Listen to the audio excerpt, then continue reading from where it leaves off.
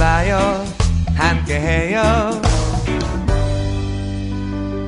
민주노총과 국민TV가 함께 만드는 팟캐스트 방송 노동과 세계입니다. 시작하겠습니다.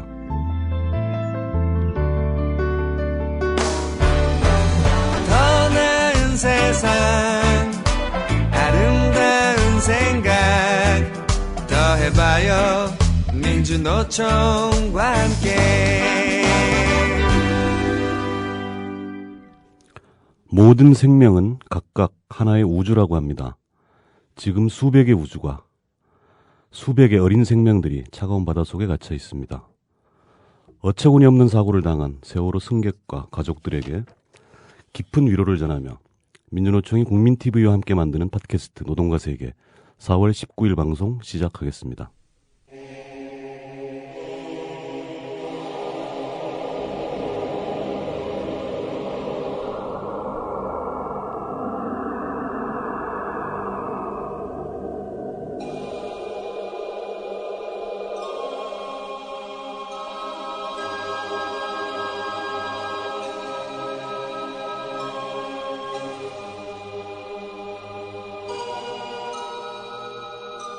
슬픕니다. 화가 납니다. 안전한 대한민국을 만들겠다며 안전행정부로 이름까지 바꾸더니 선거 안전을 책임져야 할 장관은 중도 사퇴하고 출마를 했습니다. 심판이 선수로 뛰는 격이지요. 국민 안전을 책임져야 할 정부는 세월호 참사 앞에 세월만 보내고 있습니다. 국민들은 불안하고 참담합니다. 오늘은 박근혜 대통령의 안전한 대한민국을 집중 해부해 보겠습니다. 미국의 유명한 애니메이션 심슨 가족의 인형을 만들던 태국의 한 공장에서 노동자들이 인형을 훔쳐갈지 모른다며 공장 문을 잠궈놓고 일을 시켰습니다. 불이 났습니다. 당연히 대피하지 못했죠. 188명의 노동자가 사망했습니다. 이 사건을 계기로 매년 4월 28일을 세계 산재 사망 노동자 추모의 날로 제정했습니다. 전 세계 13개 나라가 국가 기념일로 정하고 110개 나라에서 공동행동을 하고 있습니다. 민주노총은 오는 4월 26일 토요일 추모 행사를 가집니다. 많은 관심 부탁드립니다. 한국은 OECD 국가 중에서 산재 사망 1위입니다.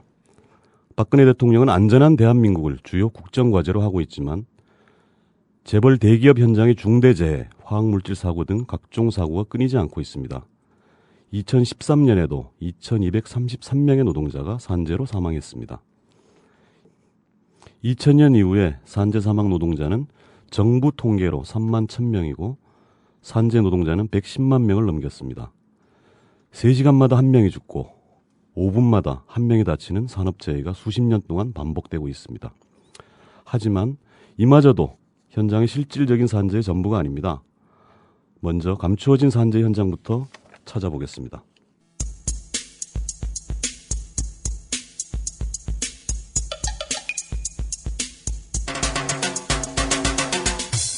석유화학업체 직원 정모 씨는 지난달 공장 시설을 점검하다 사다리에서 추락해 지난 17일 결국 숨졌습니다. 올해 32살, 15개월 된 아이가 있는 가장이었습니다. 안전시설 문제와 응급 대처를 놓고 유족과 회사 측은 아직도 다투고 있습니다. 처음부터 으로 이송을 했다면, 해서 수술을 했다면 충분히 살릴 수 있는 상황이었다고 말씀하시더라고요. 그 얘기를 또 못 들었으면 또 모르겠어요. 회사에서 사고 조사를 한 결과 전혀 문제가 없었다고 판단이 됩니다. 안전설비 미비 등에 의해서 발생한 것은 아니라고 판단이 됩니다. 현실적으로 산재 판정을 받기가 매우 까다롭다는 점을 감안하면 실제 산재 피해자는 이보다 많을 걸로 보입니다. 손해배상 청구에 필요한 회사 측 과실 입증이 쉽지 않고 처벌이 미흡한 것도 문제입니다. 책임이 기껏해야 벌금, 약간의 벌금형으로 끝나는 경우가 많고 형사적인 이런 책임에 대해서 강화되어 있지 않기 때문에 여기에 대해서 충분한 예방 효과가 있을 수가 없습니다.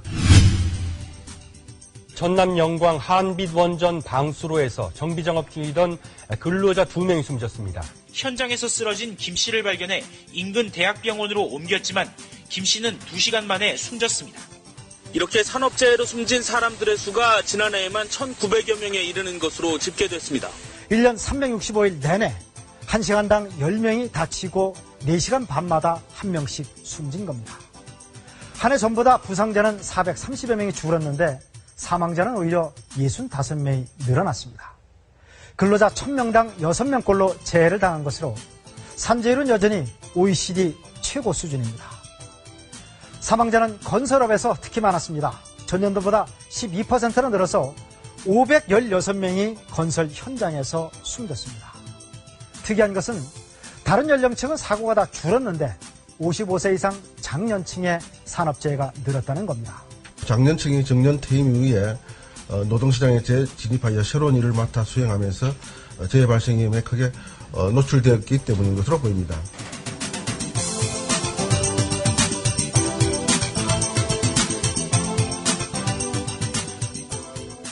매년 건설 노동자가 600~700명이 산업재해로 사망합니다.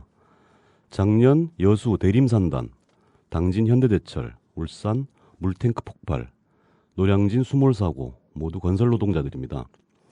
게다가 250만 명에 달하는 특수고용 노동자는 산재는 아예 통계에 잡히지도 않습니다. 최근에는 특수고용 노동자 산재 보상에 관련한 법안이 국회에서 쟁점이 되고 있는데요. 건설산업연맹 이용대 위원장님 전화 연결합니다. 안녕하세요. 예, 안녕하십니까. 먼저 건설 현장의 산업재해 현황이 어떤지 좀 말씀해 주십시오. 예, 제조업이라든가 이런 부분에 대해서는 그 통계에 의하면은 그 재해가 좀 감소하는 걸로 좀 이렇게 나타나는 반면에 유일하게 그 건설 산업 현장 등에서는 그 산업재해가 상당히 늘어난 걸로 이렇게 잡히고 있고, 실제로는 각 현장, 노량진, 방화대교, 부산, 대림, 현대제철 이런 곳에서 하루에도 몇 건씩 이렇게 그 사망사고가 잡히는 걸로 봐서 굉장히 늘어나고 있는 추세다, 이렇게 보고 있습니다.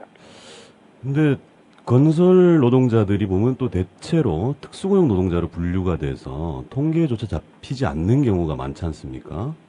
그 부분 좀 설명 부탁드립니다. 이제 건설 현장에는 그 여러 가지 형태의 그 노동자들이 근무를 하고 있는데, 그 중에서도 특수고용직으로 분류된 그 특수고용 직군에 대한 문제는 더욱더 심각합니다. 노동자성 인정을 받지 못한 관계로 산재나 이런 통계조차 잡히지 않는 이런 경우가 거의 다고, 그렇죠. 그다음에 노동자성 불인정으로 인해서 산재 보상도 못 받고 있는 척박한 현실이 지금 현실입니다. 지금 국회에서 논의 중인 걸로 알고 있는데 산재 보상 적용에서 특수고용 노동자들 제외하겠다, 이런 것 때문에 쟁점이 되고 있어요. 이 부분도 설명 부탁드립니다. 네, 그래서 이제 그 특수고용 직군들이 이제 모여서 특수고용 노동자들에게 산재 적용을 좀 해달라라고 하는 요구안을 오래전부터 해왔습니다. 네. 근데 그 2월 달인가 요때 그 환노위 전체 회의에서 논의되는 듯 하더니 그 새누리당 그 칠곡 지역구에 있는 그 이완영 의원이라는 분이 특수고용 노동자들에게는 산재 적용해서는 안 된다라고 하면서 근거로 그 일반 보험도 있고 보험협회 로비도 있고 이렇게 듣고 있어서 굉장히 지금 분노스럽습니다. 네, 어떻게 대응하실 계획인가요? 그래서 이제 이런 부분들을 그 조합원들에게 좀 보고를 하고요. 네. 건설산업연맹의 전 사력을 다해서 이 산재가 원래는 다 잡혀 있는 거예요. 산재 그렇죠. 적용 보험이 원청에서부터. 그런데 안 해주는 문제는 이제 특수고용으로 이제 분류됐기 때문에 그런 건데, 이제는 종지부를 찍는 투쟁을 통해서 적어도 현장에서 일하다 죽거나 다치면 산재 법으로 정해져 있는 산재 적용을 좀 받게 해야 되지 않나. 그래서 14년도 투쟁 기조를 그쪽으로 다 몰아가야 된다, 이렇게 지금 준비를 하고 있습니다. 네, 위원장님 지금도 현장 순회를 하고 계신 걸로 알고 있습니다. 전화 연결 고맙습니다. 고맙습니다. 1년 반 만에 17명의 노동자가 한 공장에서 죽었습니다. 죽음의 공장, 당진 현대제철 이야기입니다. 사망한 노동자 중 80%가 하청 비정규 노동자였는데요. 지금 현장은 어떤지 현대제철 당진공장 조민구 비정규직 지회장님께 얘기 들어보겠습니다. 안녕하세요. 네, 안녕하십니까. 18개월 만인데요. 17명이 예. 돌아가셨어요. 예. 그 실태에 대해서 좀 설명 부탁드립니다. 그 현대제철 이제 당진 공장에는 지금 현재 이제 124개 협력사에 7,700명의 하청 노동자가 일하고 있습니다. 네. 1년 반 동안 17명의 노동자가 이제 산업재해로 사망했고요. 네. 작년에도 2월, 4월, 5월 10날엔 그 아르곤 가스로 이제 한국내화 노동자가 5명이 한꺼번에 사망했고요. 네. 그 후에도 노동부에서 특별 근로감독을 하는 과정에서도 작년엔 또 10월, 11월, 12월 이렇게 이어서 계속해서 노동자들이 사망했습니다. 한 달에 한 명꼴이군요. 예. 여기에는 정몽구 회장의 공기 단축 지시가 일조를 했다는 얘기도 있는데 어떤가요? 일단 그 현대차 그룹에서는 현대제철이 일관 제철소를 빨리 좀 완공하기 위해서 정황상으로는 공기 단축을 뭐 요구했다는 현장의 목소리가 많이 들리고요. 네. 실제적인 그 사실관계는 더 확인이 필요하지만 정황상은 좀 그렇고요. 네.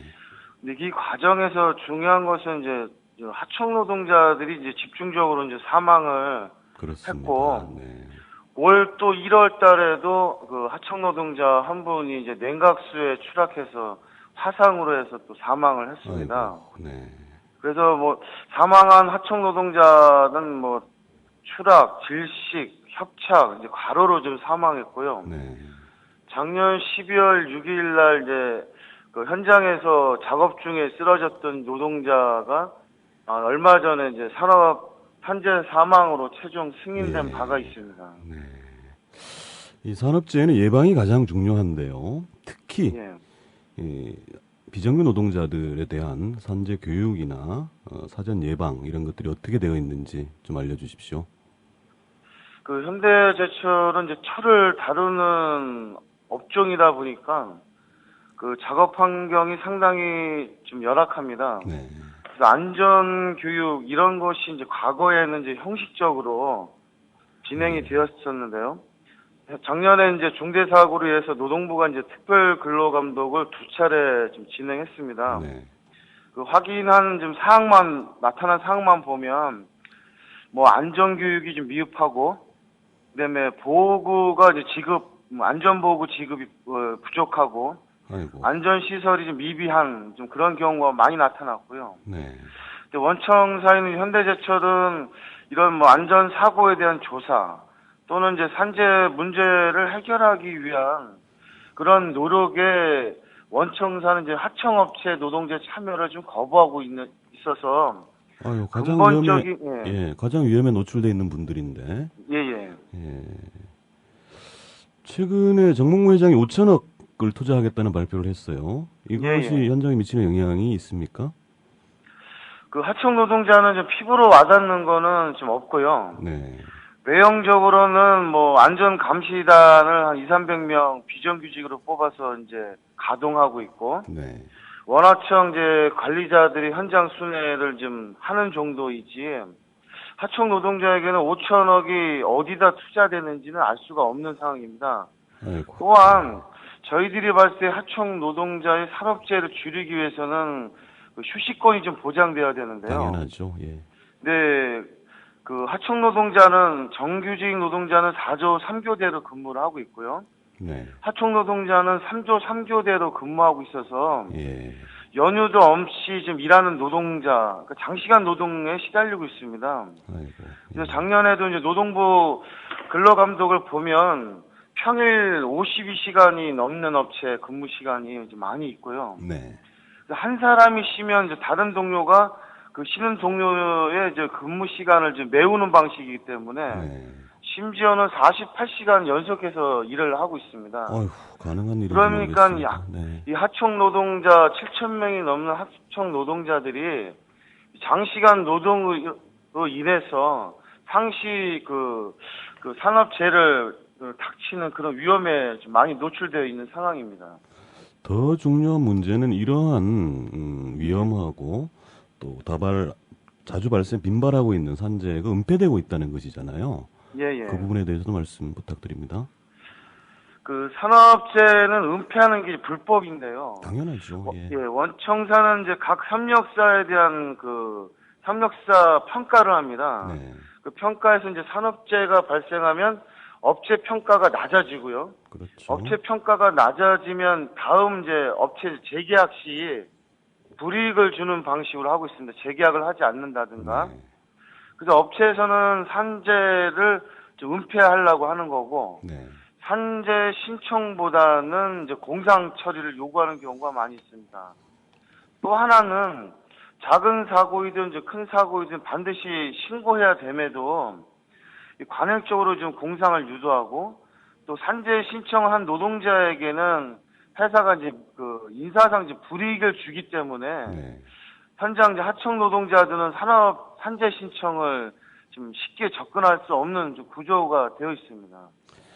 네, 안 그래도 힘들고 어려운 비정규 노동자들 제발 생명과 건강만은 다치지 않길 바랍니다. 지회장님 고맙습니다. 예, 감사합니다. 산재 사망이라고 하면 건설 현장이나 공장을 떠올리지만 사실 서비스 노동자의 산재도 심각합니다. 고객에 의한 폭행 문제로 인한 서비스 노동자의 정신질환, 사망 문제에 대해 지난 수년간 문제를 제기하고 투쟁하는 조직이 있습니다. 서비스연맹 이성종 정책실장님 전화로 연결되어 있습니다. 안녕하세요. 예, 안녕하십니까. 먼저 감정노동 실태 말씀해 주십시오. 감정노동 실태가 사실은 많이 알려져 있지 않고 그리고 사회적으로도 또 생소한 그 단어이기도 하고요. 그럼에도 불구하고 우리가 산재 얘기를 하면 이제 중대재해라고 하는 이 개념을 떠올리면서 이제 건설이나 아니면 이제 자동차 공장이나 이런 이 사망 사고가 많은 이런 업종들을 생각하게 되는데요. 사실은 서비스 산업 쪽의 정신질환 문제와 관련해서 감정노동 문제가 굉장히 심각합니다. 네. 그래서 최근에 이제 이 사례를 말씀드리면 백화점 쪽에 최근 2년 동안에 자살하신 분이 감정노동자분이 드러난 것만 3분 정도 되고요. 네, 큰 사건이었죠. 예, 큰 사건이었고 엊그제 그 언론에서도 나왔지만 지난 15일 날 또 이 현대백화점 그 강남점 본점에서 또 감정노동자가 고객과의 마찰 문제 이런 그 심적 갈등을 견디지 못해서 또 자살 시도하는 사건도 최근에 또 있었거든요. 네. 예, 그리고 작년인가 제가 들은 기억이 나는데 이제 그 항공기 승무원들이 사실은 감정노동의 정도가 굉장히 심각한데요. 그렇습니다. 예, 이분들도 사실은 이제 알려지지 않지만 자살 사례들이 있다는 것으로 이 토론회에서 발표한 적도 있었거든요. 그래서 굉장히 우리가 생각하는 것보다는 좀 심각한 상황에 지금 있는 것이 사실입니다. 네. 이 백화점 노동자들의 자살 문제로 불거진 것 중에 하나가 그 가배 횡포의 문제가 있었어요. 제도가 그렇죠. 굉장히 복잡하더라고요. 뭐 미스터리 쇼퍼 이런 제도도 있다고 하는데 이런 고용관계 측면도 좀 살펴봐 주십시오. 예, 그 유통업종의 이제 백화점 부분만 소개를 드리면 백화점에서 일하고 있는 분들이 보통 한 점포당 뭐 규모에 따라서 좀 틀리긴 한데요. 약 한 3,000명 왔다 갔다 합니다. 근데 거기서 일하고 있는 분들의 90% 이상이 사실은 협력업체, 말하자면 하청 노동자의 고용 형태를 갖고 있는 거고요. 네. 대부분 이제 감정노동의 문제가 이제 하청 노동자들의 문제로 돼 있고, 그렇습니다. 원청인 백화점 정규직 그 노동자들은 사실 이제 관리 업무를 주로 담당하기 때문에 이제 좀 차이가 있는 겁니다. 근데 이제 문제는 백화점의 수입의 100%가 이 입점업체들, 협력업체들의 매출에서 받아가는 수수료로 채워지기 때문에 그렇겠죠. 예, 매출을 어쨌든 뭐 최대한 극대화시키는 것이 이제 백화점의 입장에서 본다면 이 협력업체 직원들을 닥달하지 않으면 매출이 이제 올라가지 않으니 뭐 이런 구조적인 문제도 사실 있는 건 맞는데요.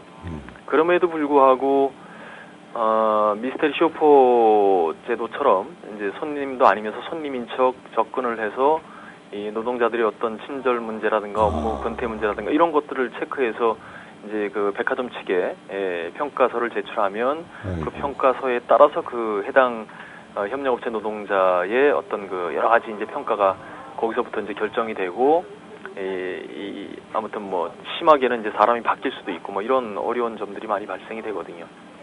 사실 이제 미스테리 쇼퍼제들은 인권을 침해하는 문제이기도 하죠. 그래서 심각하게 좀 생각하고 있습니다. 서비스 연맹이 감정노동 문제로 집중적으로 투쟁을 하고 있습니다. 어떤 일들을 하고 있는지 소개해 주십시오. 예, 크게 두 축인데요. 하나는 어쨌든 감정노동의 문제가 사회적으로 많이 알려지지 않았기 때문에 이것들을 알려내기 위한 대국민 캠페인을 중점적으로 좀 지난 몇 년 동안 진행을 해왔고요. 최근에는 지난주 10일 날 명동 한복판에서 아무튼 여러 단체들이 함께 이 대국민 캠페인을 벌이면서 아무튼 홍보 활동을 했습니다.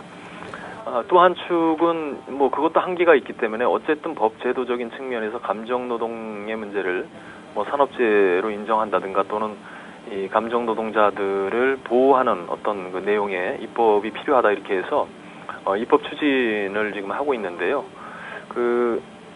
새정치민주연합의 한명숙 의원하고 정의당의 심상정 의원 두 의원이 아무튼 산업안전보건법, 산재법, 남녀고용평등법 이런 관련법을 개정하는 그 내용이 이제 감정노동자 보호와 관련된 것이 들어있는 거고요.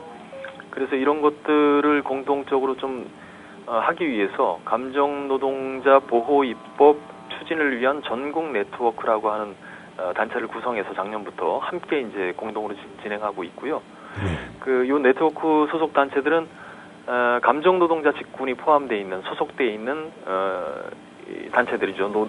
특히 노동조합 단체들, 그다음에 이제 일부 연구소도 있고 의원실들이 이제 후원하고 있고.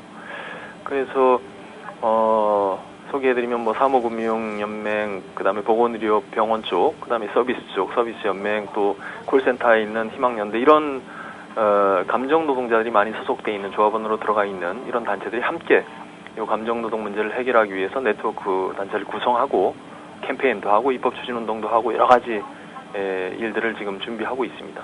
네, 고생이 많으십니다. 장정식 시장님 고맙습니다. 예, 수고하십시오. 영화 또 하나의 약속 그리고 최근 삼성전자의 백혈병 관련 입장을 통해서 많이 알려졌습니다. 반올림 이종란 노무사님 나와 계십니다. 안녕하세요. 네, 안녕하세요. 삼성의 직업병을 비롯한 산재사고 실태 먼저 설명해 주십시오. 네, 일단 2007년부터 고 황유미 씨라고 하는 삼성 반도체 백혈병 사망 노동자 죽음의 진상규명 활동을 통해서 이게 단 한 명의 죽음이 아니라 이 삼성전자 반도체 LCD 이런 공장에서 백혈병을 비롯한 중대질병으로 죽거나 투병 중인 노동자들 제보가 계속 이어져 왔고 한 150명가량의 삼성전자의 이런 중대질병 피해 제보를 받은 상황인데요. 이 삼성 반도체 공장을 비롯한 반도체 공장에서는 수백 가지 유해 위험한 화학물질들이 사용되고 있습니다. 네. 이 황유미 씨가 일했던 삼성 반도체 기흥 공장에서만 500여 가지의 화학물질이 사용되고 그런데도 불구하고 이런 화학물질 정보들에 대한 그 정보나 알 권리 이런 것들이 보장되지 않고 있습니다. 그 정보가 투명하게 공개되고 하는 것이 먼저 첫 번째인데 그런 것이 기업의 영업기밀이다라고 하는 이유로 제대로 공개조차 안 되고 있고 그래서 직업병 규명도 좀 어려워지고 있는데요. 어쨌든 그런 문제뿐만 아니라 안전하고 건강하게 일을 하기 위해서는 노동자들이 일하면서 작업 중지권 등에 대한 행사도 할 수 있어야 되는데 그 삼성에서는 노동조합조차 사실 허용하지 않으면서 이런 직업병이나 안전사고 문제를 더 키워왔다고 생각을 합니다. 네, 이런 화학물질 노출 때문에 일어나는 직업병 문제뿐만 아니라 이런 그 안전사고 문제도 있는데요. 그렇죠. 예를 들어서 뭐 삼성 반도체 화성사업장에서는 작년에 2번의 불산 누출 사고가 있었고 한 명이 사망을 하고요.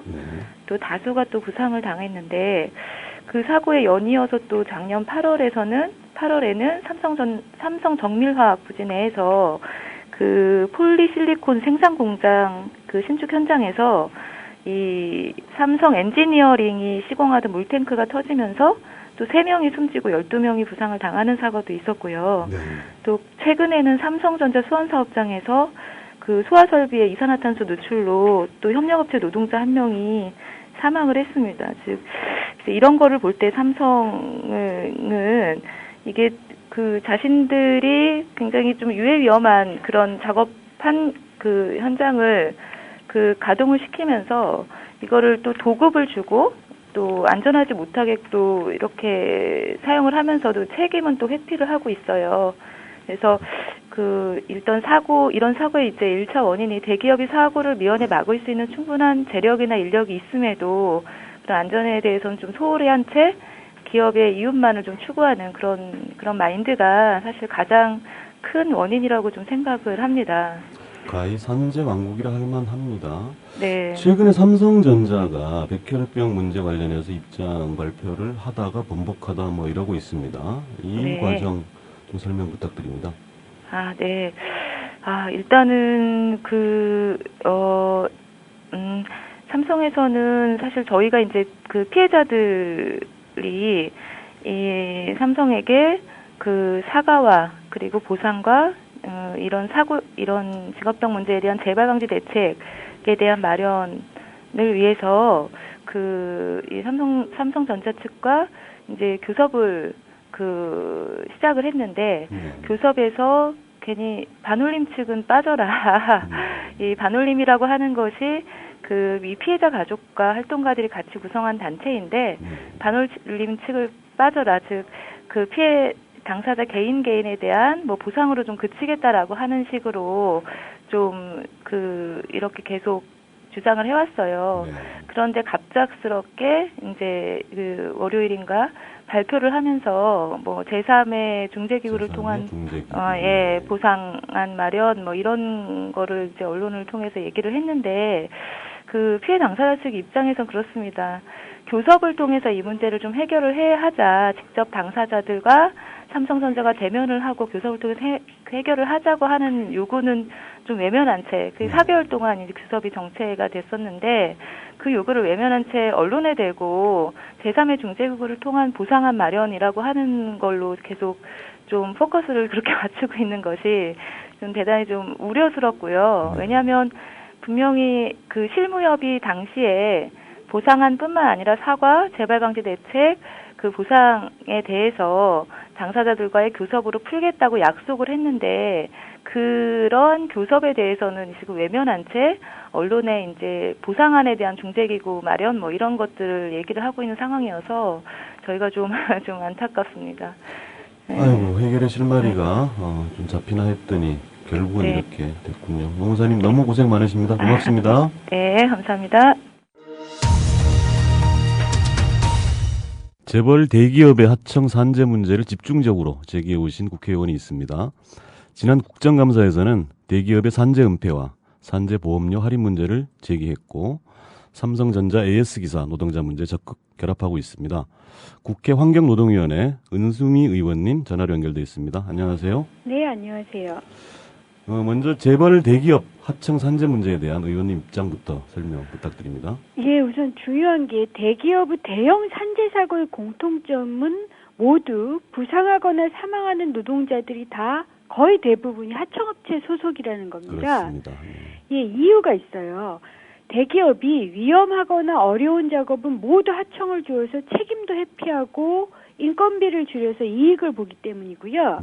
여기에 동시에 하청을 통해서 산재를 은폐하고 산재보험료를 낮춰서 또 이익을 보는데 그 결과 어쨌든 산재는 계속 하청 노동자를 중심으로 해서 늘어난다는 사실입니다. 그렇죠. 예, 예를 들자면 삼성백혈병으로 알려진 삼성전자의 경우 산재보험 요율이 사무직보다 낮습니다. 아이고.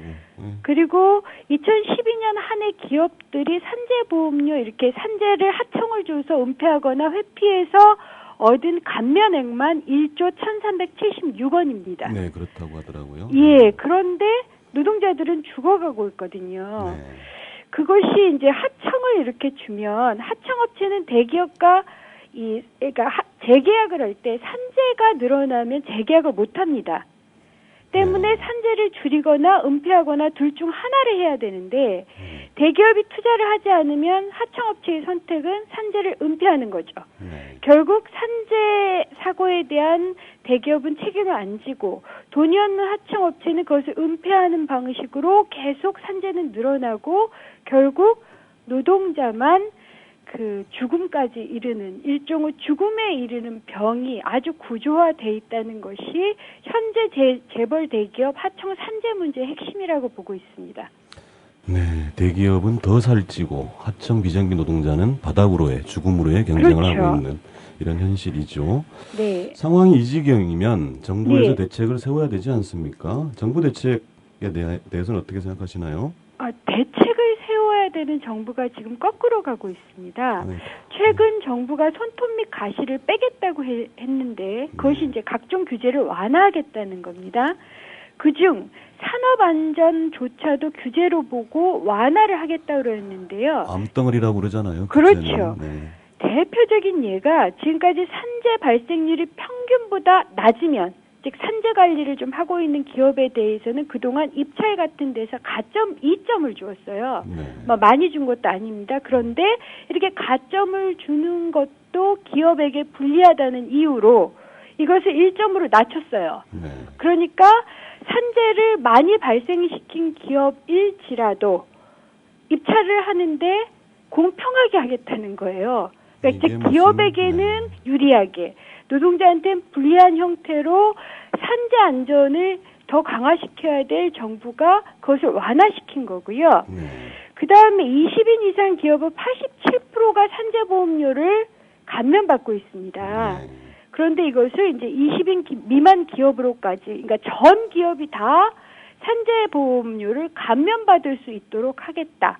이것이 지금 이 정부의 손톱 및 가시백입니다. 그 덕분에 그렇게 빼진 기업의 손톱 및 가시가 하청 노동자들의 가슴에 대못으로 박히는 그렇죠. 그런 짓을 대못뿐이겠습니까?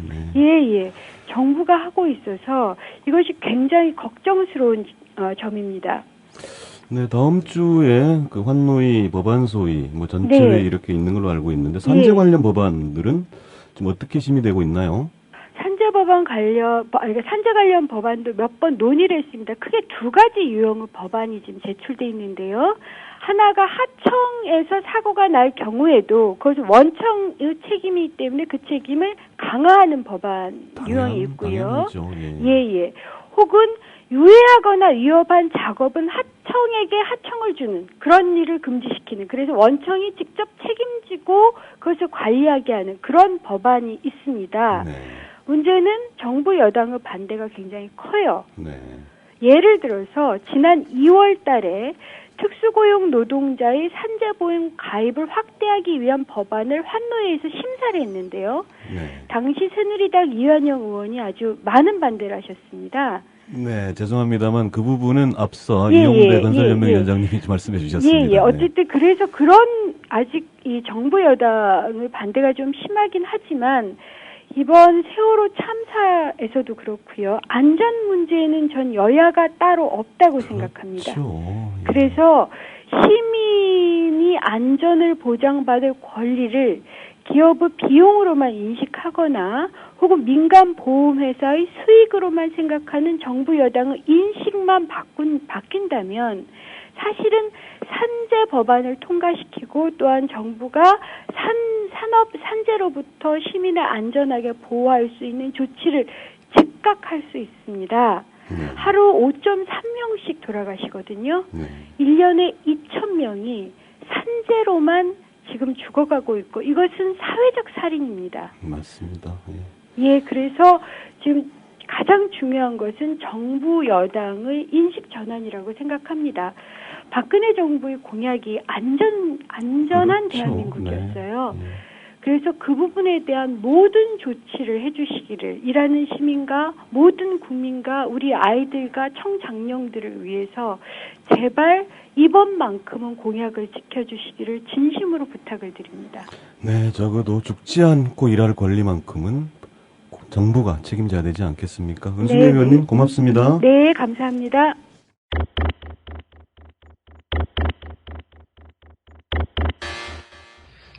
새정치민주연합 부천 원미갑 출신의 김경엽 의원입니다. 오늘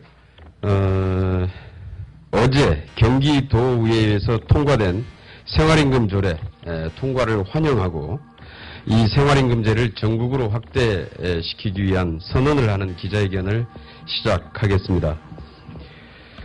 지금 생활임금 제도가 이번 6.4 지방선거에서 가장 큰 이슈의 하나로 지금 현재 부상하고 있습니다. 현재 우리나라는 최저임금이 전체 평균임금의 38%, OECD 기준으로 비교를 하면은 OECD는 평균 50%, 그 다음에 EU 기준으로 하면은 60%를 권고하고 있는데 거기에 비해서 우리나라는 최저임금이 평균 급여의 38%에 불과합니다. 그래서 실질적으로 이 소득 분배를 악화시키고 양극화를 심화시키는 가장 큰 요인으로 작용하고 있습니다. 따라서 지역 최저임금을 인상시키는데 일정 정도의 지금 한계가 있기 때문에 이런 부분들을 각 지자체 단위에서 지역사회 단위에서 물가 수준과 재정 상황을 고려해서 공공부문부터 청소, 경비직 등의 저임금 근로자들의 문제를 해결하고 인간다운 최소한의 사람다운 생활을 보장하기 위한 측면이 하나가 있고요.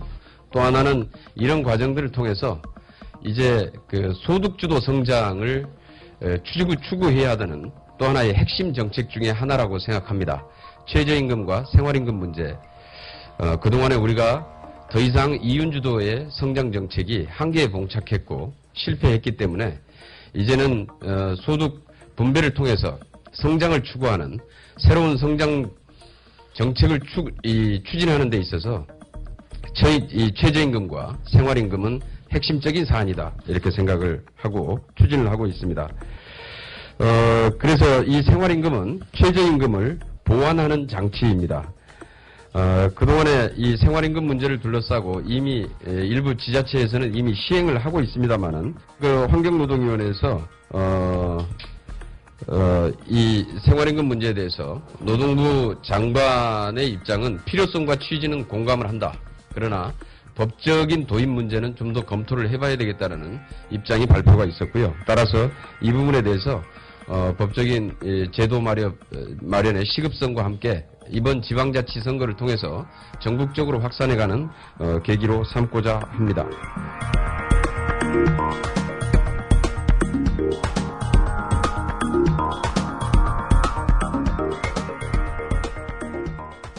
세월호 참사 때문에 모두들 마음이 무겁습니다. 산업재해 역시 산업 현장에서 일상적으로 벌어지는 재난입니다. 이 문제 짚어보기 위해서 최일선에서 노력하고 계시는 전문가들 모셨습니다. 금속노조 나현선 노안부장님, 화학섬유연맹 현재순 노동안전실장님, 건설노조 박종국 노동안전국장님, 민주노총 최명선 노동안전국장님 함께하고 계십니다. 반갑습니다. 반갑습니다. 제가 세 번째 방송인데요. 첫날은 둘이 앉아서 했고 두 번째는 셋이 앉아서 했습니다. 오늘 무려 네 분을 모시고 방송하고 있습니다. 든든합니다. 돌아가면서 자기 조직, 그 다음에 자기가 하는 일 소개 부탁드리겠습니다. 네, 안녕하세요. 저는 전국에 있는 화학 섬유 사업장들의 그 노동조합이 모여 있는 화학 섬유 연맹에서 노동자들의 안전 보건 일을 맡고 있는 현재순이라고 합니다. 너무 짧은 것 같긴 한데 나중에 또 좀 보충하고요. 네, 반갑습니다. 저는 민주노총 전국 건설산업 노동조합 연맹에서 노동안전보건 담당하는 박종국 노동안전국장입니다. 그 건설업에서 하루에 2명씩 매일 사고가 나고 있고 우리나라 또 산업재해 거의 30% 가까이 차지하는 건설업에서 발생하고 있는데요. 대표적인 우리나라 산업재해 원흉이라고 할 수 있습니다. 건설업이. 그래서 노동조합이 많은 노력을 하고 있지만은 워낙 역부족인 부분이 있는데 어떤 노동조합의 역할을 좀 더 강화해서 정말 재해가 줄어들지 않게끔 하는 데 노력을 하겠습니다. 안녕하십니까. 저는 금속노조 노동안전보건실 나현선 노안부장입니다. 금속노조는 자동차 부품, 기계, 철강, 조선, 전기전자를 망라하는 제조 산별노조로 전국 15만 조합원의 노조입니다. 저희 노동안전보건실은 조합원들의 안전교육 및 산재상담, 작업환경 개선 등 노동조합 내에서 안전보건 활동체계 구축과 지원을 담당하고 있습니다. 뉴스나 이런 데서 중대재해가 많이 발생하고 있는 철강이나 조선 관련된 사업장이 많다 보니까 아무래도 노동안전실 관련된 업무들을 많이 보게 되는 것 같습니다. 네, 안녕하십니까. 민주노총 노동안전보건국장 최명선입니다. 민주노총은 앞서 인사드린 건설업, 제조업, 화사업 이 업종뿐만이 아니라 서비스업, 공무원, 전교조, 또 특수고용 노동자 등 다양한 업종의 노동자들이 같이 조직되어 있습니다. 저는 그 전체적인 노동자들의 산재 예방에 대한 정책 개입이라든지 또 현장에서 노동조합이 안전이나 또 산재 신청 승인 이런 활동에 대해서 같이 지원하고 그런 활동가들을 같이 교육하고 양성하는 그런 업무를 맡고 있습니다. 세월호 참사 얘기하지 않을 수 없습니다. 무사 생환을 기원하고 있습니다만 이 문제와 관련해서 우리가 생각해 봐야 될 점들 좀 짚어보도록 하겠습니다. 우리 건설부터 좀 얘기를 해 주시죠. 예. 지난 2월 달에 경주 마우나 리조트에서 또 꽃다운 어린 대학생들이 많이 죽고 산에서 이번엔 또 바다에서 대형 참사가 발생이 됐습니다. 그걸 보면서 안타까운 게 뭔가 우리나라 어떤 구조적인 시스템의 문제가 아닌가 하는 생각이 들고요. 이게 처음이면은 또 이해가 될 법도 한데 반복해서 난다는 거 이런 대형 참사가. 학습 효과라는 게 없어요. 네. 그러니까 잠시 이제 자료를 보니까 1970년 12월 달에도 제주도하고 부산을 항해 중이던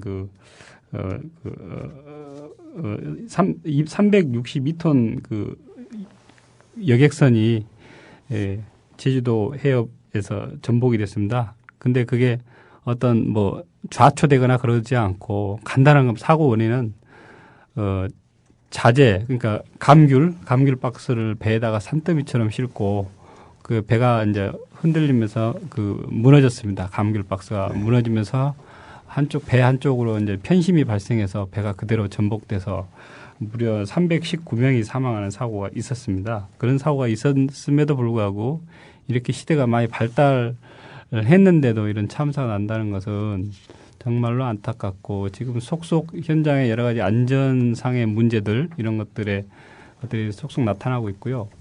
그다음에 이제 세월의 문제를 보면은 선원안전법을 좀 보니까 굉장히 규제 자체가 허술하게 되어 있습니다.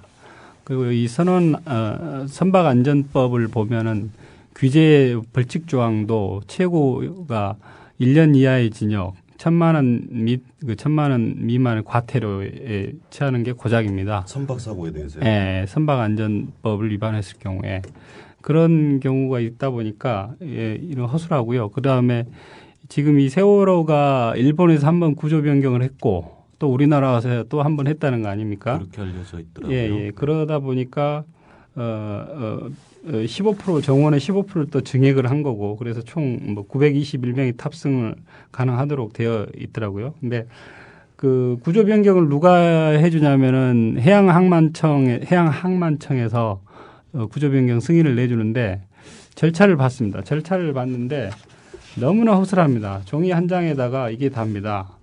대표자 들어가고 선명, 선적항, 톤수, 그다음에 선박 번호, 용도 요것만 한 장짜리 작성을 해서 이건 무슨 주민등록 떼듯이 한 장 쓰면 그냥 해주는 거네요. 아마 현장에서 검사를 내주는 것도 아닌 것 같아요. 형식상 서류상으로만 이렇게 내주는 것 같은데 지금 이 세월호 선박만의 문제가 아니고 우리나라의 상당 부분 지금 현재 운행하고 있는 그런 여객선들이 이런 형태가 많다는 거예요. 말 듣자 보니까 일본 같은 경우에서는 한 10년 이상 되면 이제 폐기 처분한 그런 선박들을 우리나라에서 중고로 수입해가지고 내부 이런 걸 뜯어내고 의자 놓고 유람선이나 관광용 선박으로 사용하는 게 많다는 거죠. 그거에 대한 감시, 감독, 규제 이런 것들이 허술하다는 이야기죠. 그런 문제들도 있고 선박 안에서의 여러 가지 안전 수칙 같은 것들을 미리 공지한다거나 그런 것도 턱없이 부족한 것 같고요. 하여튼 전반적인 그런 문제들이 여기에 노출이 된 것 같습니다. 저도 운수 노동자예요. 부두 노동을 좀 꽤 했죠. 근데 다른 건 모르겠는데 그 현장에서 라이싱이라고 그러는 게 있습니다. 영어로 레싱, 결박인데요. 이미 그 뉴스에 나와요. 그 결박 장구를 원래 다른 그 표준에 미달하는 걸 썼다거나 또 적재 하는 데 대해서 균형을 못 맞췄다거나 이런 뭐 부실한 것들이 아주 여실하게 드러나고 있습니다.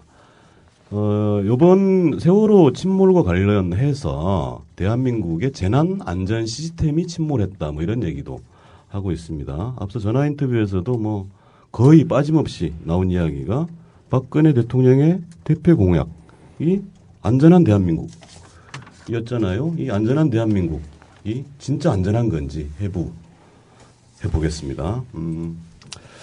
먼저 적어도 노동자들의 안전에 관해서는 노동부가 주무부처지 않습니까? 이 노동부의 산재 예방 혹은 후속 조치 문제 이런 것도 어떻게 되고 있는지 좀 살펴보겠습니다. 작년에 이제 연속적으로 많은 중대재해들이 있었습니다. 뭐 다 아시는 것처럼 이제 앞서 전화 인터뷰에서도 나왔던 당진 현대제철이라든지 또 울산 물탱크 폭발이라든지 또 노량진 수몰 사고라든지 굉장히 연속적으로 많은 노동자가 사망을 했죠. 그리고 그 중에 한 80% 이상은 또 하청 노동자였습니다.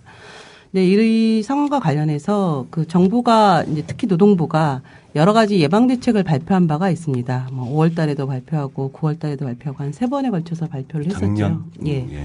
그래서 중대재해 예방 대책도 발표하고요. 또 이제 건설업에서 재해가 집중되다 보니까 건설재해 예방 대책도 발표하고 이렇게 했었습니다. 그 예방 대책을 보면 뭐 감독관을 어떻게 하겠다, 그다음에 이제 법제도를 어떻게 개선하겠다, 여러 가지 내용들로 채워져 있습니다. 근데 사실 저희가 바라봤을 때는 지금 현재 노동부가 내놓고 있는 여러 가지 재해 예방 대책은 굉장히 생색내기에 불과하고 또 실현이 불가능한 예방 대책들을 그 당시에 언론을 이렇게 무마하기 위한 그런 용이 아닌가 이렇게 저희는 보고 있습니다. 대표적인 것이 저는 전담 감독관제라고 생각을 하는데요. 노동부 대책 중에 뭐 장기적인 법제도 개선 말고 가장 이제 먼저 우선 조치됐던 것이 전담 감독관제입니다. 건설업이나 아니면 화학물질 사업장 중에서 굉장히 규모가 크고 사고가 많이 발생할 거라고 생각되는 그 사업장들을 등급을 매겨서 감독관 한 명한테 전담을 시킨다는 거였습니다. 그래서 뭐 감독관 한 명이 그 사업장에 대해서 완전히 전담 마크 하겠다, 뭐 이런 발표들을 했었습니다.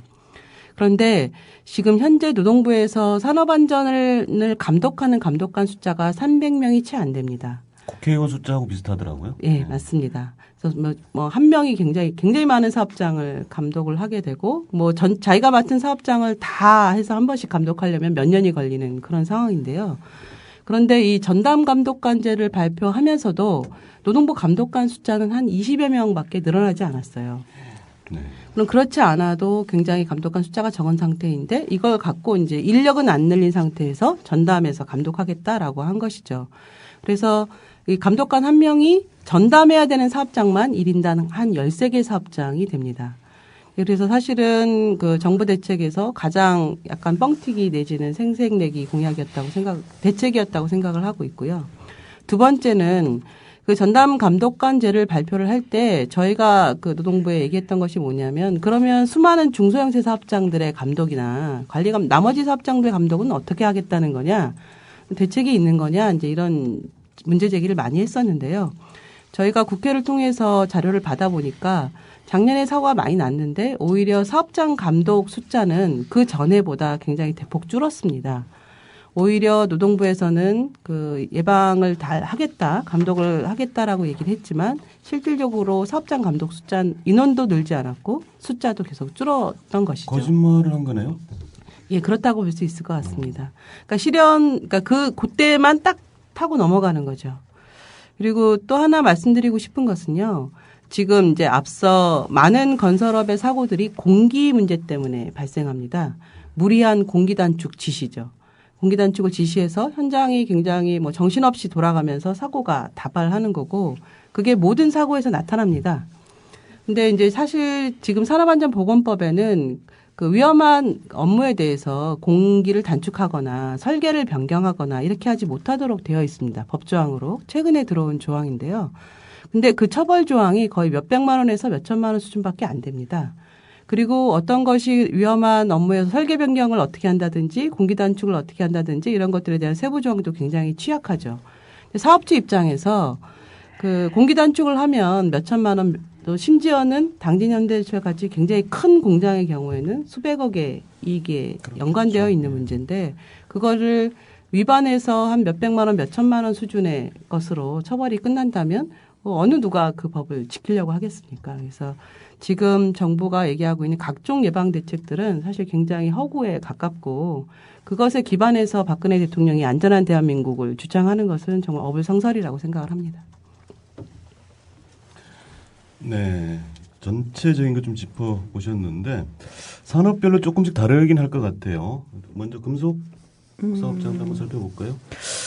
금속 같은 경우에는 저희 제철이 현대제철 당진 공장에서 지난해부터 현재까지 노동자가 사망한 수가 10명이 넘습니다.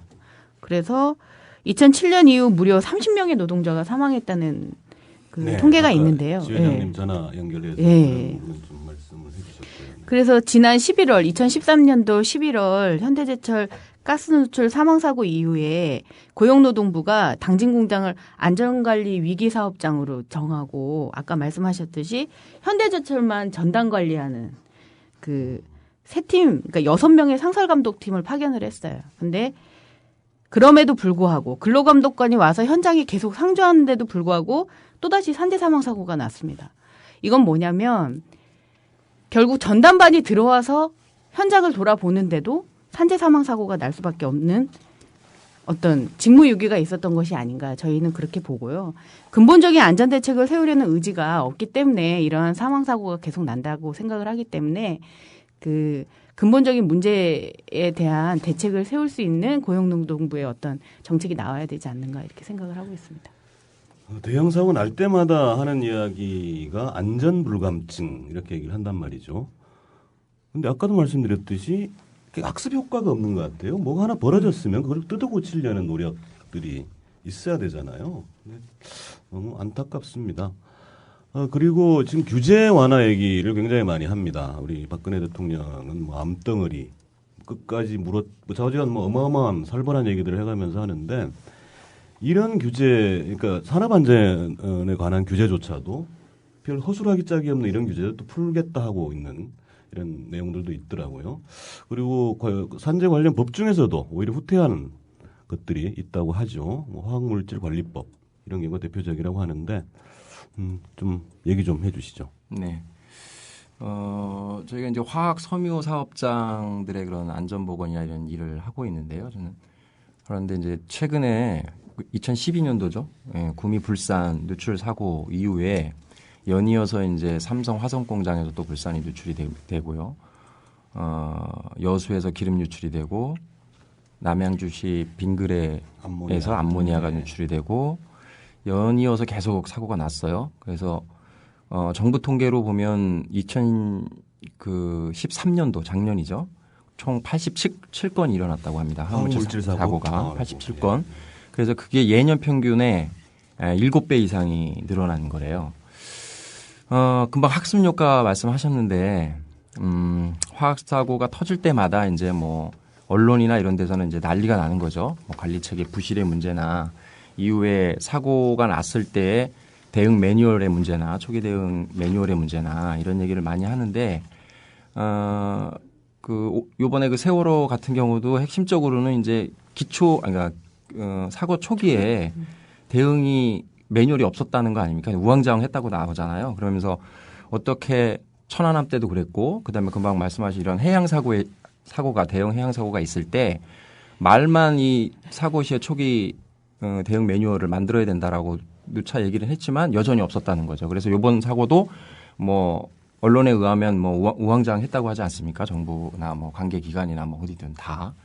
그래서 안타까운 건데 이 화학물질 사고와 관련돼서도 그런 사고가 많이 있다 보니까 이제 제대로 된 대응을 해야 된다. 그리고 대처를 해야 된다. 관리를 해야 된다. 이래서 이게 산업안전보건법은 아니지만 어쨌든 화학물질 관리법이라는 게 우리나라에 있어요. 그래서 작년에 그렇게 많이 화학사고가 나니까 화학물질 관리법을 좀 개정을 해서 화학물질 사고가 앞으로는 좀 덜 일어날 수 있도록 그렇게 하자라고 해서 그 여론에 등 입어 화학물질 관리법이 개정이 됐거든요. 네. 뭐 여담입니다만 이 화학물질 관리법을 준비한 전문가가 있지 않겠습니까? 네. 그 전문가가 그랬답니다. 이거는 내가 죽을 때까지 아마 이 내용은 법으로 개정이 안 될 수도 있다. 왜냐하면 그 내용 중에 보면 이제 이런 사고 대비 물질이라고 하는데 이 화학물질 사고가 난 사업주한테 총 매출액의 10%를 벌금으로 매기는 과태료로 매기는 내용이 들어가 있어요. 총 매출액의 10%. 그러니까 이 사람이 이걸 만들어 놓고도 내가 죽을 때까지 이건 통과 안 될 거다. 왜냐하면 이게 우리나라 정부가 정부나 이게 경총이나 뭐 다 그러하게 많이 연관돼 있기 때문에 안 될 것이라고 했는데 그게 통과가 됐어요. 그러니까 워낙 사고가 많이 일어나고 여론이 들끓으니까 통과가 됐단 말입니다. 외국하고 비교해 보면 어떤가요? 그 법만 놓고 본다면. 외국은 이제 이 화학물질 관리법, 그러니까 화학물질 사고와 관련돼서는 미국 같은 경우는 86년도에 지역사회 알 권리법이라고 하는 게 통과가 됐어요. 이건 뭐냐면 이제 화학물질 관리를 지금 우리나라는 환경부 중앙에서만 화학물질 관리위원회라는 걸 둬서 관리를 하거든요. 계획도 세우고. 그런데 세계적으로는 미국도 마찬가지고 캐나다도 마찬가지고 법과 조례를 통해서 화학물질 사고는 정부 감시 감독만으로는 막을 수 없다. 이런 거예요. 그래서 그럼 어떻게 해야 되느냐. 지자체, 그러니까 미국 같은 경우는 이제 그럼 그 지방 정부겠죠. 이런 데에 화학물질 관리위원회를 둬서 주민 참여가 보장된, 그다음에 주민의 알 권리가 보장된 그런 관리 체계를 만들어서 관리를 해야 된다. 그래야 막을 수 있다. 이런 게 이제 세계적인 화학물질 사고의 교훈이에요. 그래서 이 화학물질 관리법과 관련된 내용들을 지금 개정하는 것을 이제 요구를 하고 있는데 어쨌든 아까 그 개정됐다는 내용 있지 않습니까? 그거를 지금 모든 게 법이 만들어지면 그 밑에 시행령과 시행규칙이나 이렇게 세부 조항을 만들잖아요. 그걸 지금 만들고 있어요. 만들고 있는데 계속해서 아까 10% 말씀드렸지 않습니까? 이 10%가 개정이 되면서는 5%로 이렇게 절충이 됐어요. 그러니까 합의가 된 거지 서로. 반으로 뚝 잘려서 5%로 개정이 됐는데 그 5%마저도 제대로 부과되지 못하게 지금 계속해서 작업을 하고 있는 거죠. 사고를 안 내면 되잖아요. 그렇죠. 사고를 안 내면 되는데 하여튼 그렇다는 거예요. 그래서 이게 근본적인 그러니까 저희 이제 화학섬유연맹이 여러 시민사회단체하고 중심으로 해서 화학물질 감시 네트워크라는 걸 만들었거든요. 그래서 여기서 지금 주장하고 있는 게 화학물질 관리법이 개정이 됐지만 이 내용으로도 좀 부족하다. 왜냐하면 이 화학물질 관리법에는 외국의 지역사회 알 권리라는 개념이 하나도 안 들어가 있어요.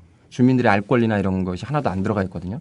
주민 참여를 보장한다거나 이런 내용이 없어서 화학물질 관리법을 지역사회 알 권리 법안 내용이 많이 들어가 있는 그런 화학물질 관리법으로 다시 개정해야 된다라고 하는 일명 지역사회 알 권리법 제정 지금 운동을 하고 있습니다.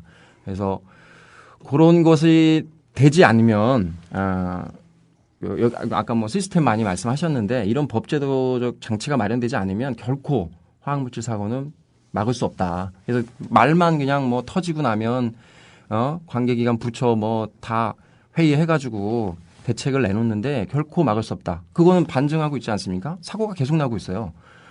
일주일에 한 건 이상 나는 것으로 통계가 나오고 있다는데 막을 수 없습니다. 그렇게 해서는. 그래서 법 제도적인 장치를 마련하는 그런 길에 이 박근혜 정부가 빨리 선회를 해야 되지 않을까 싶습니다. 사람만 뽑는다고 그래서 될 수 있는 문제가 아니죠. 화학물질 관리법에서 잠깐 추가적으로. 그 화학물질 관리법이 국회 환경노동위원회를 통과하고 법사위에서 발목이 잡혔었죠. 그래서 그 환경노동위원회를 통과할 당시에는 이제 예를 들면 이제 어떤 사업장이 있으면 그 사업장 전체 매출액에 대비해서 뭐 5% 10% 이렇게 과징금을 내리는 식으로 법 취지는 그렇게 돼 있습니다. 근데 법사위에서 딱 발목이 잡혀서 통과가 안 될 지경이었는데 그때 마침 삼성물산 누출 사고가 터졌고 그래서 법사위원장이 이게 지금 뭐 하는 짓이냐 이렇게 되면서 이제 통과가 되게 됐어요. 근데 이 경총이나 정경련에서 경제 5단체가 이 관리법과 관련해서 연일 성명을 발표를 했었고요. 또 자체적으로 대응팀 회의를 만들어서 거의 매주 회의를 했습니다. 그 결과가 이제 전체 사업장이 아니라 해당 사고 사업장이라든지 굉장히 범위를 좁혀서 과징금 수준을 확 떨어뜨렸고 그다음에 이제 뭐 여러 번 반복해서 난다든지 뭐 이런 식으로 해서 규정을 굉장히 완화해서 사실상은 국회에서 매출액 대비해서 과징금을 매기게 됐던 규정을 휴지 조각으로 만들어 버린 거고 심지어 제가 굉장히 당혹스러웠던 것은 이 주무부처가 환경부인데요. 환경부 과장이 그 일간지에 이런 기고를 했습니다. 원래 환경부는 기업하고 친하지 않고 굉장히 이제 어느 부처보다 법과 원칙을 중시하면서 앞으로 이렇게 뚜벅뚜벅 가는 부서였는데 화학물질관리법을 하면서 기업의 입장을 굉장히 많이 고려하고 기업 프렌들리로 가야 되겠구나 이런 느낌을 가졌다라고 하는 그런 소회를 일간지에 기고를 했더라고요. 그래서 환경부가 계속 기업들한테 국회 통과한 법 걱정하지 마라. 그런 얘기를 1년 동안 해오면서 결과적으로 그런 모양새로 입법 예고를 한 상황까지 이르게 됐다고 된 것 같습니다. 아니 그 사람은 뭐 때문에 그런 생각을 했다는 거예요? 네? 환경부의 큰 정책 기조의 변화가 아니었나 깜짝 놀랐습니다.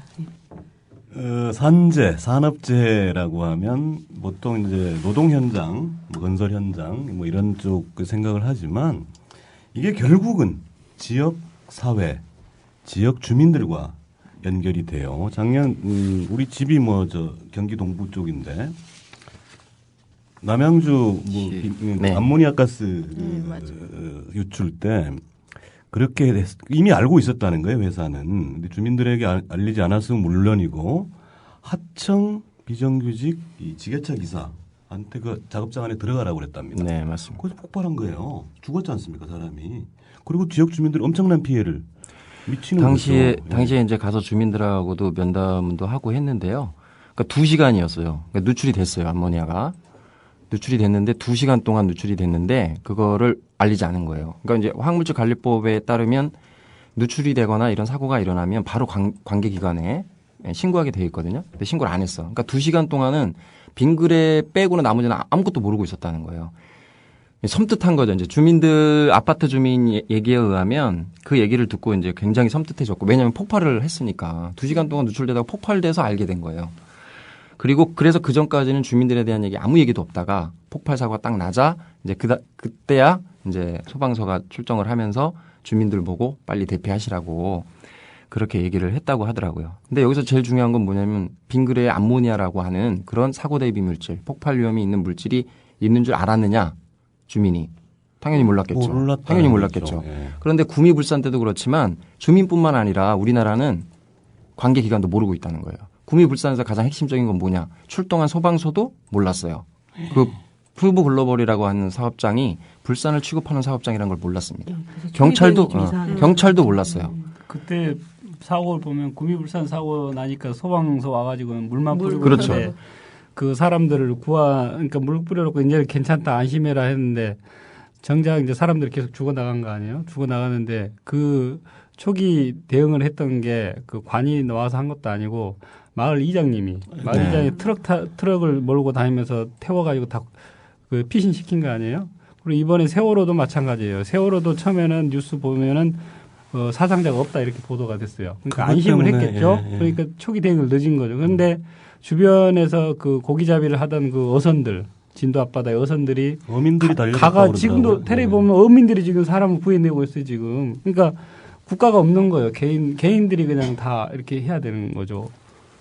그래서 이제 그거 좀 더 말씀드리면 이 아까 말씀드렸듯이 이제 화학섬유연맹이 각 시민사회단체 한 26개 정도의 단체들이 거긴 다 있습니다. 뭐 한살림, 아이쿱, 주부의 아이들 문제, 그다음에 뭐 안전보건 단체나 시민사회 단체까지 다 들어와 있는데 여기서 지금 그 문제 이 화학물질 사고와 관련돼 금방 말씀하신 그런 문제와 관련돼 주민들의 건강권의 문제잖아요. 저희들이 뭐 노동자들의 건강권 사업을 하지만 주민들과의 건강권 사업도 쭉 진행을 하고 있는데 그런 측면에서 이제 화학물질 관리와 관련된 그런 사업을 쭉 진행하고 있는데 우리나라 이 관리 초기 대응 매뉴얼이 전혀 없다는 게 지금 문제예요. 이게 세월호도 마찬가지지만 아까 구미불산 말씀드렸지만 조금 더 말씀드리면 관계기관이 아무도 모르고 있다는 거예요. 그래서 그때는 심지어 구미 노동청도 모르고 있었어요. 그래서 8시간 동안 누출이 됐거든요. 불산이.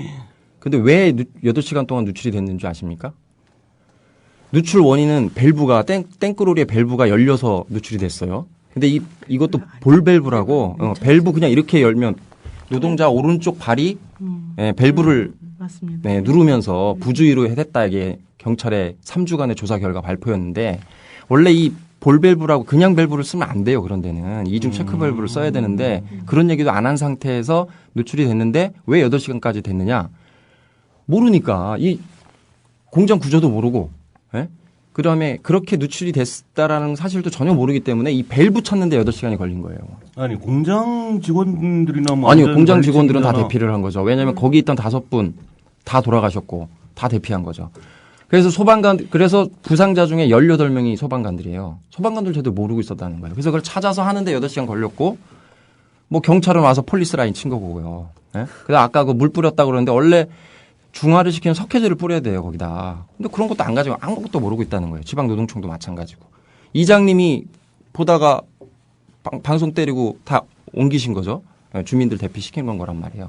그러니까 이 정도 상황인데 무슨 관리나 이런 게 되겠어요. 그러니까 이제 이후에도 계속 터지게 되는 거고 삼성 불산 이후에는 난리가 났잖아요. 삼성이 처음에는 불산이 누출이 됐는데 바깥으로 주민들이 바로 옆에 아파트예요. 아파트 주민들이 이거 누출된 거 아니냐 그랬더니 절대 아니라고 했어요. 근데 하루 이틀 사이에 CCTV가 공개됐습니다.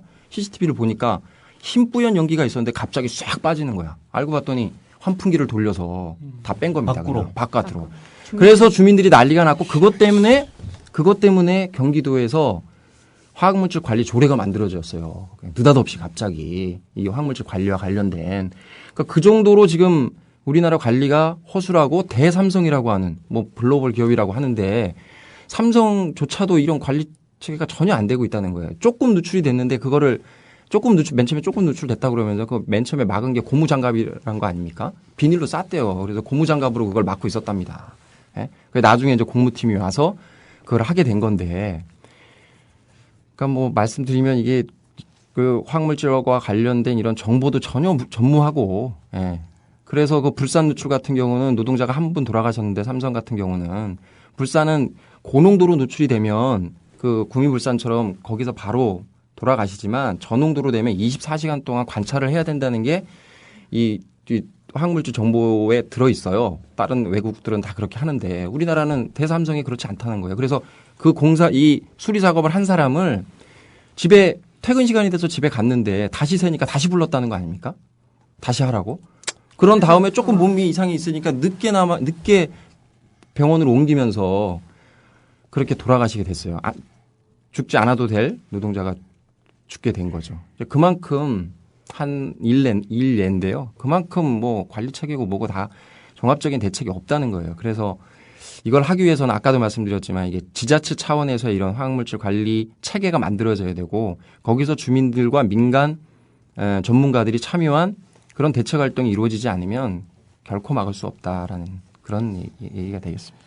그러니까 지역사회와 현장이 얼마나 긴밀한 것인지 특히 이제 화학물질 같은 것도 있지만 저는 예컨대 제1롯데월드인가요? 거기 뭐 많이 사고 많이 났잖아요. 근데 도대체 그다음에 이제 그 성남공항 문제도 있을 것 같아요. 지금 봐도 막 불안해 죽겠는 거지. 헬기가 한번 부딪혀 사고 난 적도 있잖아요. 그렇죠. 예. 하이페리온. 예, 어쨌든 뭐 건설 현장 얘기도 좀 해주시죠. 예. 그 건설 현장에서 작년 한 해 동안 약 516명이 사망했어요. 그러니까 사고 제 47.3%를 차지하고 있는데요. 굉장히 많습니다. 뭐 닥치지 않고 나오고 있습니다. 다리가 무너지기도 하고 뭐 건물 추락, 붕괴, 화재 뭐 가리지 않고 나오고 있는데요.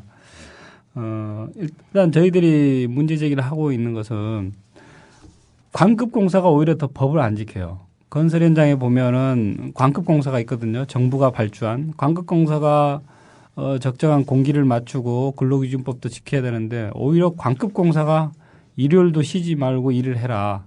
비가 오나 눈이 오나 일을 해라. 이런단 말이에요. 그러니까 정부 공사, 발주 공사가 더 근로기준법을 지키려고 하는 노력이 돼야 되는데 그런 게 전혀 지켜지지 않고 있는 거죠. 그리고 건설 현장의 여러 가지 재해를 보면은 뭐 어떤 그럴싸한 재해도 아닙니다. 뭐 추락, 뭐 전도 뭐 아주 후진국형 정말 저 제3세계에서나 발생할 수밖에 없는 그런 재해들이 계속해서 매년 반복된다는 거죠. 또 하나로 이제 환경성 재해로는 이제 무차별적으로 건설 현장 옛날에 새마을 운동이라 해가지고 초가지분 걷어내고 다 슬레이트를 사용했지 않습니까? 그런 성면 슬레이트들이 아직도 무차별적으로 그 해체되지 않고 그대로 있고 그걸 이제 비사회적 치우는 데만 해도 굉장히 많은 사회적 비용이 발생된다는 거 아니겠습니까? 그거를 건설 노동자들이 또 치워야 될 거 아니에요, 그죠? 네, 그렇죠. 그러니까 아까 잠실 롯데 얘기도 하셨지만은 저희도 그 현장을 몇 번 가봤거든요. 가봤는데 어떤 문제가 있냐면은 공기가 늦고 하다 보니까 공사를 체계적으로 1단계 공사가 끝나면 2단계 공사가 들어가고 이렇게 톱니바퀴처럼 이렇게 돌아가야 되는데 공기는 부족하고 하니까 당장 올해 안에 개장을 해야 된다는 거 아닙니까? 그러니까 위험한 작업을 그냥 중첩 작업을 시켜버리는 거예요. 그러니까 또 추가적인 재해가 거기는 날 수밖에 없는 구조예요. 그러니까 건설 현장이 속도전으로 공사를 해서 인건비 따먹기식으로 해가지고 공기를 땡겨서 거기서 이윤을 내는 거 아니겠습니까? 그런 부분이 많이 작용을 하죠. 여러 가지 이제 다단계 하도급 구조나 이런 것들이 이 구조가 바뀌지 않고 있으니까 계속해서 작년에는 다른 업종은 재해가 조금씩 줄었지만은 오히려 건설업은 재해가 늘었습니다. 근데 한 가지 웃긴 게 나왔어요. 그 전에 이제 건설업 재해가 이제 많다고 하면은 고용노동부가 발표할 때 뭐라 했냐면 올해 이렇게 재해가 늘어난 것은 전반적으로 건설업이 좀 화랑이어가지고 재해가 좀 늘었다 그렇게 발표를 했어요. 그죠? 화랑되면 사고도 많이 나야 되나? 이번에 좀 달라졌죠. 4월 초에 고용노동부에서 발표한 거 보면은 자, 다른 업종은 재해가 줄었는데 건설업은 늘었습니다. 그 이유는 건설 경기 불황 등으로 건설업에서 중대 사고가 많이 발생했기 때문이다 이렇게 했어요. 뭔 말이래 이게? 종전의 주장을 완전히 180도 뒤집은 거야. 뒤집었어요. 아니 180도가 아니라 글자만 바꿨네. 네. 불황에서 아니 뭐야? 화랑으로. 화랑에서 불황으로. 네, 저도 참 기가 막히더라고요 그거 보고. 네. 장난들 치나. 어쨌든 우리가 산업재해라고 하면 그 사고도 있지만 질병 문제도 심각하잖아요. 이제 질병 얘기를 좀 해보자고요. 그 발암물질. 네. 금속노조가 그 발암물질 조사 사업하면서 발암물질하면 금속노조 이렇게 되는 부분이 좀 있어서 약간 설명을 좀 드려야 될 것 같은데요. 저희가 2010년도부터 한 2년 동안 진행했던 발암물질 조사 사업 이후에 이제 대책 사업들을 진행하고 있습니다. 근데 보통 사업장에서 다루고 있는 유해 물질들이 이렇게 직접 그걸 쓰고 있는 노동자들도 이 물질이 뭔지도 모르고 조사를 해보면 굉장한 유해한 물질들이고 이걸로 인해서 직업병이 걸리는 건데 뭐 내가 어떤 물건을 쓰고 있는지도 모른다는 거죠. 그걸 전면적으로 조사를 했을 때 대부분이 유해 물질로 다 나왔고 그걸 이제 사회적으로 공개하면서 큰 반향을 일으켰던 게 사실입니다. 그래서 사실 금속노조에서는 두 가지로 이 발암물질 사업을 더 이어가고 있는데 한 가지는 사업장 내에서 쓰고 있는 직접 그 유해 물질의 어떤 생산부터 이 유해 물질을 저감할 수 있는 노력들을 좀 해보자라고 해서 이제 금속 사업장은 원래 금속을 다룰 때 이제 연마를 하거나 이러면 열이 날 때 그 열을 식혀주는 그 절사규를 제일 많이 씁니다. 저희 사업장에서는. 근데 그 절사규 그러니까 가공유를 생산하는 업체들하고 지금 나라에서는 그 가공유의 그 유해 물질을 어느 정도 써야 된다라는 어떤 법 기준을 전혀 제공하고 있지 않습니다. 근데 그 생산하는 가공유 업체랑 저희 금속노조랑 그럼 그 가공유에서 이 정도의 유해 물질은 정말 쓰면 안 된다. 이것을 썼을 경우에 노동자들이 직접적으로 병에 걸릴 수 있다라는 기준을 가이드라인을 잡아서 가이드라인을 잡고 그것에 동의하는 가공유 업체들하고 협약식을 맺는 이런 사업들을 그러니까 좀, 법이나 뭐 규정, 규제, 조례 이런 거 없는데 네, 그렇죠. 노조가 그러니까 이걸 되게 신기한 게 뭐냐면 이게 어떤 법적인 뭐 규제가 있거나 이런 것도 아니지만 업체와 노조가 동시에 이 가이드라인을 정해서 이 정도의 유해 물질은 이 가공유 생산에서 써서는 안 된다. 이렇게 협약을 맺은 거죠. 그게 한 20개 업체가 지금 협약 안에 들어와 있고요.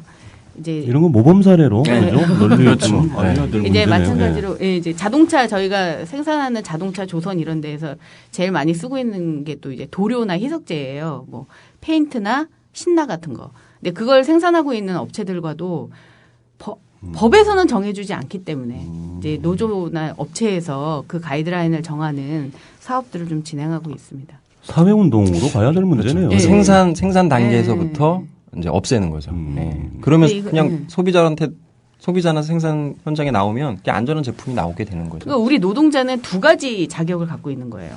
물론 제품도 생산하지만 그 제품의 생산에 필요한 유해 물질들을 또 쓰는 소비자가 되는 거거든요. 그래서 그걸 생산하는 업체의 그 물질들을 그렇게 저감하는 유해 물질을 저감하는 운동들을 벌여내면서 사회적인 유해 물질 저감에도 기여를 하고 있다고 생각하고요. 하나 더는 이게 아까 말씀대로 이 단지가 산업단지가 있는 곳은 지역과 같이 동승해서 이 운동들을 해나가지 않으면 안 되는 부분이 있는 게 뭐냐면 우리나라에서 암이 제일 많이 발생하는 도시가 어딘지 아세요? 혹시? 울산. 맞습니다.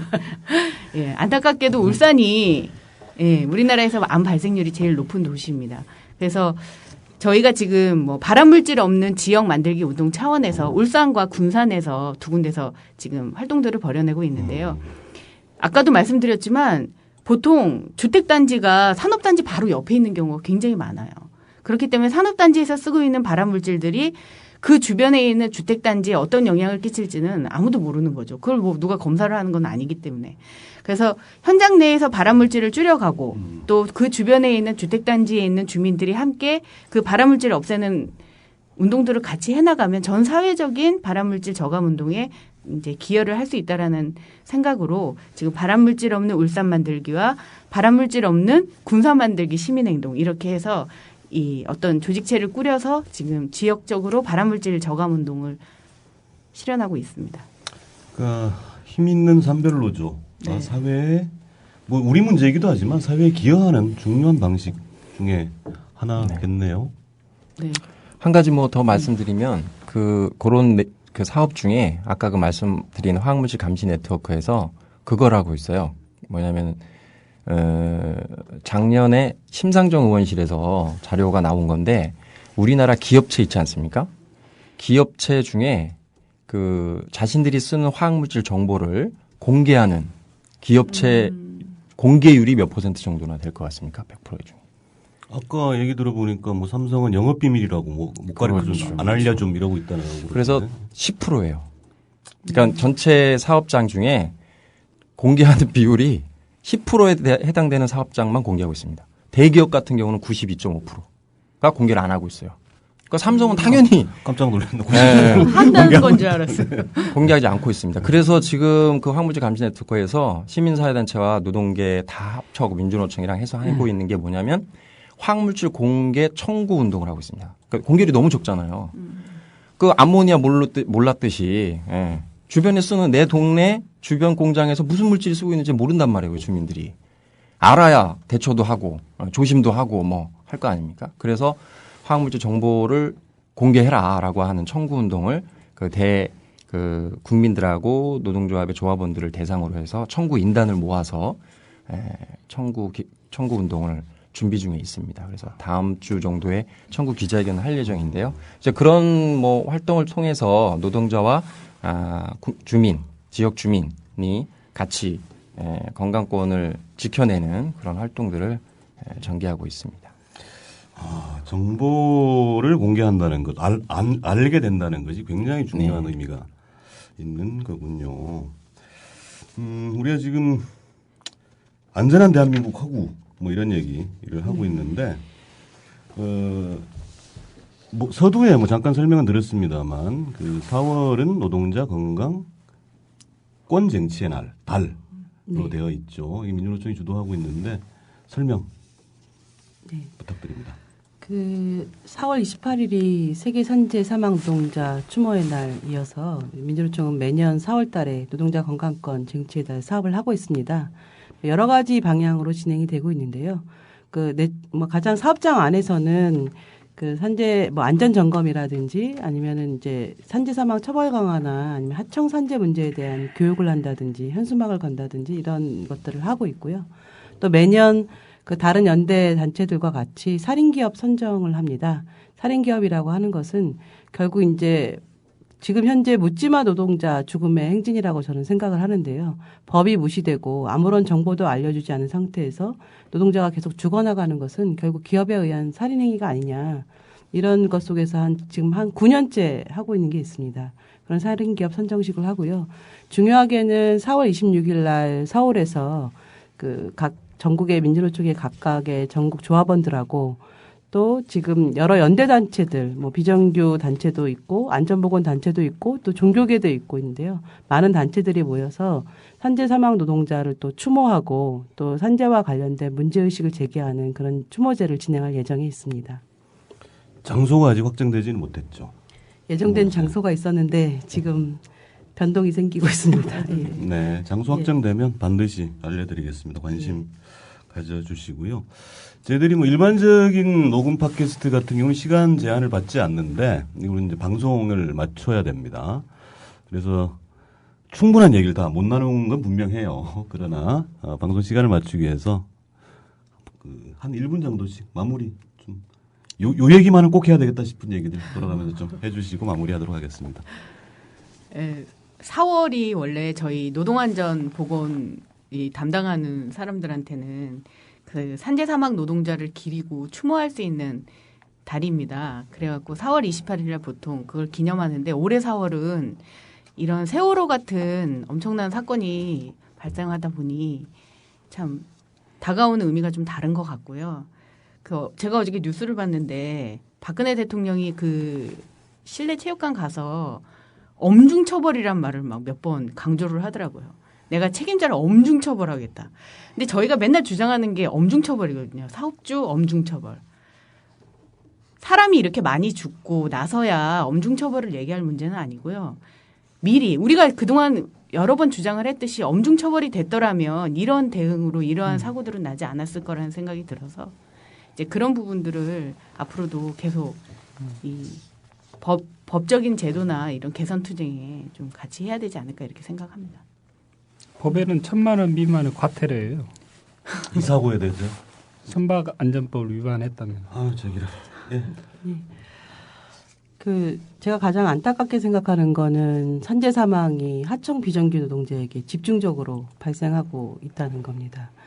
굉장히 저임금에 또 불안한 고용에 시달리고 있는 노동자들이 결국 이제 묻지마 죽음을 계속 하고 있다는 거고요. 거기에 대해서는 정말 빠르게 대책이 마련이 돼야 될 것 같고, 이미 민주노총이 이제 2013년에 법안 요구를 했고, 법안이 국회에 상정되어 있는 상태입니다. 그런데 정말 안타까운 거는요, 작년만 하더라도, 야, 이러다 진짜 법 통과되는 거 아니야? 막 이런 생각이 들었어요. 왜냐하면 조선, 중앙, 동아 모든 사설에 처벌 강화해야 된다. 재벌 대기업 이렇게 위험을 외조화해서 되겠냐. 그랬는데 불과 1년이 안 지났는데 그 사고를 다 잊은 것 같습니다. 아무도 얘기하지 않고 있습니다.